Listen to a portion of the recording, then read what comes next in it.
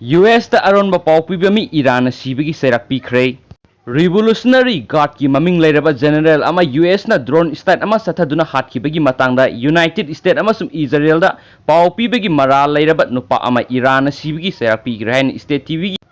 Pao na nithokaba numita report tawki. Mahamud Musabi Mazat Sibagi Cheirak Pinaba order thabak oina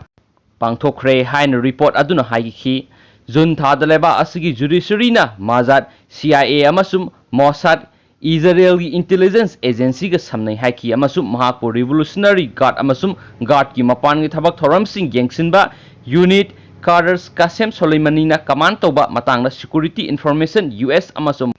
Mossadat pibegi maral sikhi January gi thada Baghdad ta American drone strike amada Soleimani hatki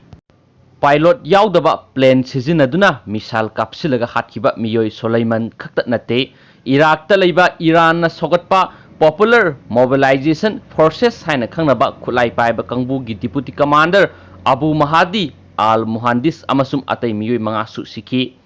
Soleimani hatkibagi laman khumbo oina kona thangda Iran Iraq ta leiba US forcing da target tawduna ballistic missile ama kapsinki namin adumakta da Revolutionary Guard na Tehran da Ukrainian Getliner ama kapkhai duna miyoi sama go humdraga taruk pukhen spaus na makata na fungdorokli